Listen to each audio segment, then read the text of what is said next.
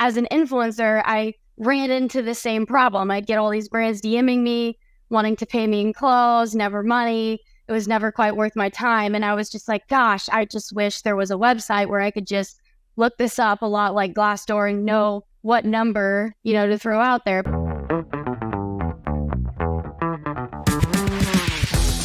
Hey, Lindsey, welcome to the show. How are you? Thank you. I'm doing good. Fantastic. I love this energy. We need that, especially for people listening. Let's get started. Usually what I do all the time with guests on, we use this thing called the map. So basically it's divided in three main sections. There is the mission. What do you aim to achieve with what you do? The number two is the achievements. Anything that you are very, very proud of. It could be in your life or could be career-wise. And then the last one is the purpose. So why do you do what you do? My name is Lindsey Lugrin. My company is FYPM app, or Fuck You Pay Me app. And I am the founder and CEO. I started FYPM in 2020 after sitting on the idea for over a decade. Basically, I did a ton of freelance modeling. In 2015, I won this Instagram contest called #CastMeMark, and my prize was to be the international face of Marc Jacobs. I was one of 11 people chosen out of, I think, like 750,000 people from all over the world who entered this contest. And it was incredible. It changed my life. I was on billboards all over the world. I was in magazines, but for all that, I got paid $1,000. And to this day, that was my highest paid gig ever. And it's funny because I always looked very successful on paper. I was sold as wall art in Urban Outfitters. I did New York Fashion Week. I was in New York Magazine. I was on Vera Wang's website.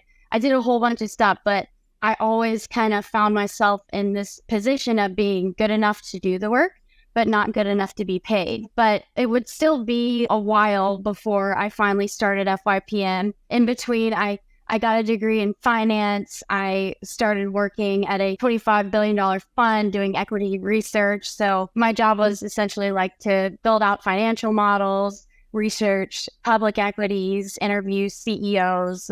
While I was there, I started my online alter ego, Miss Young Professional, which is mostly a comedy about sexism in the workplace. So I would kind of like take pictures of myself in these cute outfits and use myself as bait. Like I look like a workwear blogger, but in the captions, it's really funny. It's like I take bad career advice they give to women and I make it worse.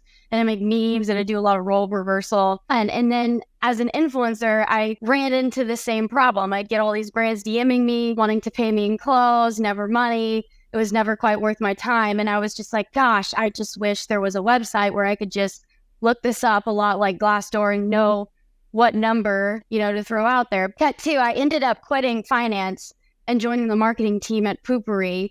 And I figured out exactly why this was such a problem. It was literally built into the text. So like we used this service called Coley, and I remember there was a button we could use as a brand to like filter out all the influencers who wanted money. And I was just like, oh my gosh, this makes so much sense. So that's kind of like how this evolved personally from my story. In 2020, pandemic happened. I lost my job. I lost all my money. My ex-boyfriend dumped me. I was living in his house, so I lost my house. And I ended up back in my parents' house for the second time as an adult. And I thought, fuck it, I'm just going to build this website that could have prevented all this from happening, because if I would have been paid for all that modeling and all that influencing work, I wouldn't be here right now. And I'm going to call it Fuck You Pay Me, because I'm fresh out of the poo-poo business. I know a lot about risky marketing, and I just know people will get it. And it worked. It kind of took off immediately. I raised venture capital in 2021, and we spent these past 3 years rebuilding the website, but essentially aggregating this giant database of line-level influencer brand deal pricing data. And we just launched our very first paid product to influencers and talent managers in December. We are raising money again right now to launch our business product. And basically what our business product is, it's I'm calling it Build My Offer Tool, but it's a tool that leverages our database of line-level pricing data to help brands and marketers and agencies price and instantly contract creators. So you can take the influencer, the deliverables, the terms, and then it'll spit out a range of live market rates for what's normal for this type of collab. And that's a huge pain point for everyone. I really believe that transparency benefits everyone, and it's key to the continuing maturation of this industry. Is there any other achievements in addition to what you said, about, the modeling also, but is there anything else you're proud of? Achievements and bucketed into a couple different categories. Business-wise, like we soft launched this product to creators and talent managers about 3 months ago and already passed 100K ARR, which is a huge milestone. So I'm really excited about that. I think that shows just how hungry people are for the information. Pay transparency is what this next generation expects, It's amazing. I get thank you messages every day from influencers like, oh my God, your website saved my life. Like, thanks to your website, I can actually turn my blog into a real business. I can see that, especially, what is funny to me is that, and we're going to get more in that, especially with the Build My Offer. 7 years ago, when I wrote my thesis about influencer marketing, it was exactly on how much to pay an Instagrammer, okay? Like, there was nothing 7 years ago about that. Like, I took all this data and I created a little tool called like Instagram money calculator or something like that. It was very basic, okay? So it would just take in consideration a lot of data they got together, but you were able to put your handle and be like, based on these numbers, this is how much you should be paid. And I think it was interesting because I wanted to show like, hey, there should be data, right? And facts behind being paid, right? It cannot just be random or the Wild West, right? So, and then path forward is that now you have, after all these years, you have so much data, right, that you can gather, and also so much data that it's, if I got it correctly, it is inputted directly from users, right? So creators go on the platform and they say, I did this campaign for this brand, I got paid these, and so on, right? So now we have all this data. How can creators and also talent managers use the data that they say there for people that don't know about the platform? Most people use it to do due diligence. They have like an inbound offer from a brand and they're using FYPM to basically decide if they want to work with them or not, like if it's going to be worth it. Because in addition to the pricing data, we do have anonymous qualitative data. So we ask everyone to rate their overall experience working with the brand 1 to 5 stars, and then also add ratings of creative freedom, communication rating. That's very important in these collaborations. Did they pay on time? All the knowledge they need to make decisions for themselves. For example, one brand, Amazon is huge. They have reviews. The lowest paid is 0 and the highest paid is like in the 6 figures. How do creators know where they land in this collab? And that's going to involve a little bit in part from us on FYPM, helping fine tune like their search results, which reviews are more relevant to them while keeping the anonymity. But the other part is the brand product. When we launch our Build My Offer tool, we're also going to be adding a tab where brands can post general updates, links to open opportunities they're running. We're looking for these type of influencers to do this type of campaign. We're like going to be sourcing them through the influencer marketing factory. This is our total budget. This is what we're trying to like gain. And then using a toggle to show how much of the budget has been committed, so both parties know whether or not waste their time. I'm also interested, like, to know, now that you have all this data, do you think that it's even possible to create a model where you put, your handle, and certain other like, factors such as, the industry that you're working in, your geolocation, right? Because that also changes a lot, the CPM models and so on. But still, even if you have all this data, right, it changes because if you're represented, by maybe a big, agency, right? It's something. If you are like maybe solo, it's something else. If you just started and you still have to build, right, your sort of like portfolio, maybe. Sometimes I notice that some people ask a bit less because they are not that, sure, right, that you want to go with a certain price. So any guidelines, any tips there? Even if you have all this data, there's still a lot of, going on there. So do you find anything that can help creators, in addition to data, just to understand what to ask, how much, when? I don't know, maybe there is not an answer yet, but I'm very curious about it. Influencer marketing works. Because when you do influencer marketing as a brand, you are essentially purchasing a human endorsement. So our pricing model is going to price influencers in a whole new way. One, it's going to be based off of the production value, and that's your traditional scope of services, the kind of deliverables, how much experience the influencer has, how good are they at doing this job. And then the next is the endorsement value. What does this person's face mean to my customer? So like relative celebrity within their niche, like adding that level of credibility. The other thing is going to be priced on usage, which is the distribution values. Where is this content going to show up and for how long? Is it on my channels? Is it on the influencers' channels? And then the last thing is the opportunity cost or the risk tolerance of the business. If you're an influencer, you're essentially an independent contractor. And then on the business side, the risk tolerance is like, okay, is this a startup with essentially no budget or a tiny budget, or a local business where they don't know if this influencer's audience is actually like, or am I like the Amazons of the world where I can take a lot of risk on essentially. So that's like the way we're going to be pricing it. And we're going to be leveraging our database, but we're also going to be looking to secure some additional data partners, incorporate some live deal flow data, and then also these more qualitative aspects. Is your brand ready to amplify its reach? Well, the Influencer Marketing Factory is here for you.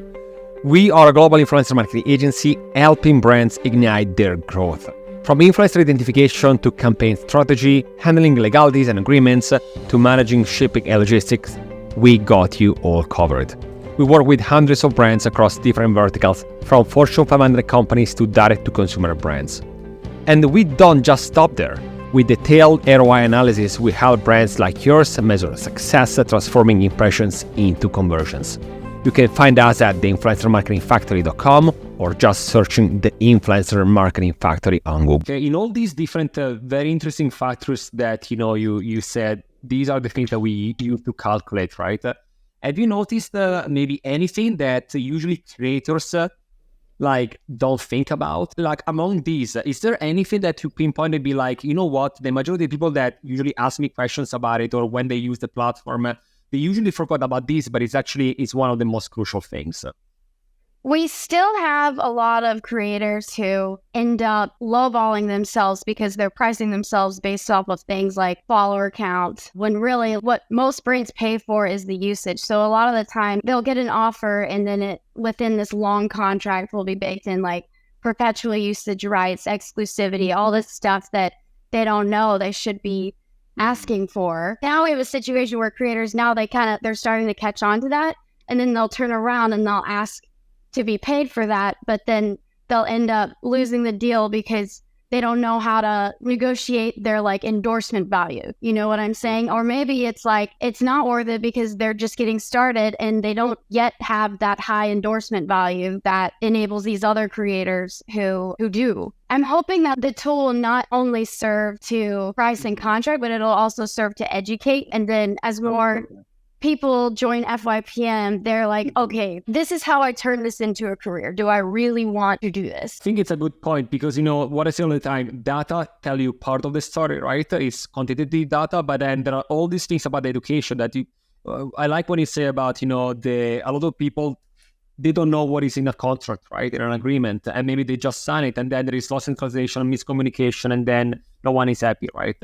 So I think that also just basic things sometimes such as knowing what is a media right, what is inside the scope of work and what people should expect to see. All these terms, I think are important. And, many times, and it's not an age thing, because I found whenever we work with people, we find young people that are super, prepared on everything. And then other people that might be, be a bit older, they still don't understand certain terms. So I don't think it's about the age. It's about be prepared. And, maybe what if it's your first campaign? What is the number 100, And I think that even after 100, you still learn about things. So I think that the educational side, the sort of, academy type of thing, I think it's quite important. So are you also building that? Is something that is a work in progress or just like? Oh, yeah. The one thing you can depend on to stay the same in this industry is that it changes, all these social media platforms, they're all public companies. They evolve every single quarter.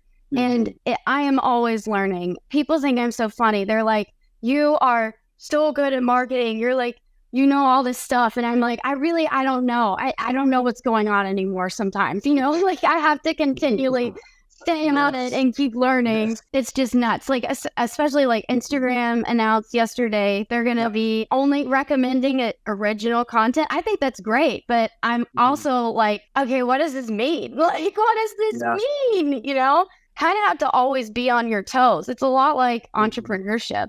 I get it. Also, I was reading that, more and more people are saying it's very difficult for a marketer these days to do everything. Up until a few years ago, you were able somehow, to do all social medias and taking care of comment analysis and doing this and doing that. But these days, you have so many options, so many new features every single day. That's why I think that it's almost getting impossible to get one marketer that is updated on everything, right? Because there is just so much, right, to do. So, I can imagine, and so let alone for a creator that their job primarily, whenever I talk with creators, is like, oh, I would love to create more, but I have so many other things that I have to do, like, sending emails to brands, I have to learn about new features and so on. While sometimes they're like, hey, I love creating content, and sometimes I cannot do that enough because I have to be updated on the newest algorithm thing, So I think that also it's an issue on that. So what do you think, what do you envision for the future of the creator economy based on all the data that you are seeing in your platform and based also on your own knowledge as a marketer? What do you envision and what do you hope to see? I think we're already on its way. I think that creator economy, influencer marketing is going to grow into a more key role of digital advertising for brands, especially as GDPR evolves and makes it more difficult to reach your customers online. The tools that enable marketers to really gain the confidence they need. This influencer knows how to talk to their customer and they know how to reach them and they know how to price it. I think that's key to unlocking that. And I think this is a legit career. We're just at the beginning and more people are going to come in. I'm excited. I'm really, really excited. I mean, I do agree. I mean, I've been into this industry also for, almost 10 years now. And, it's funny for me anytime that I see certain, articles be like, influencer marketing is dead, the creator economy is dead, and every year there is an article about it, but every year brands are spending more on influencers. They're spending more on creators and so on. So absolutely, I see that. Is there anything else that I didn't ask you today that you want to share with us? Anything that you are either excited about for your company, any trends that you are noticing, anything that we didn't touch base on, but you want to share with us? Yeah. Sign up for FYPM. Everyone, sign up for FYPM. You'll be able to post links to open campaigns. You'll be able to post updates, tell people. You'll also be able to do a little bit of search and discovery. We're going to be rolling out influencer testimonials. So as a brand, you'll be able to write testimonials about the influencers you love to work with, endorse their skills, access other marketers, like qualitative knowledge about what it's like to work with an influencer too. We've got a lot of cool stuff going on. I'm just freaking pumped, and we're not replacing anything. It's just basically whenever you're like, I'm looking for influencers who do this, or I don't know if I'm budgeting this type of campaign correctly, you will be able to go to FYPM and find the information you need to make good decisions for yourself. Yeah, no, I think, it's pretty cool, especially when you have data that is inputted directly by creators, right? And later on also by, talent agents, I guess, also, and brands and so on, because it's something that sometimes this industry is missing. A lot of the data you can see outside is script data, somehow, but having the data directly from the people, it is what we're missing. So we're going to put the link in the description so everyone can sign up. And hey, sending good vibes and, good luck with everything that you're building. And thank you so much for joining me today. Thank you. Thank you so much. Oh, and one last thing. We are raising money, so if you want to invest, email me or DM me or whatever, find me. I'm constantly online, and I will send you my pitch deck. Yay. Fantastic. What is the best place for people to connect with you then? Which channel is it the best? My email or LinkedIn. Or no, Instagram. I do all my stuff on Instagram. What am I talking about? We're going to put professional. Yeah. But a bunch of links for people to easily click and connect with you. Again, Lindsey, thank you so much. Best of luck with your future adventures. And this was the Influence Factor by the Influencer Marketing Factory. And I'll see you next week.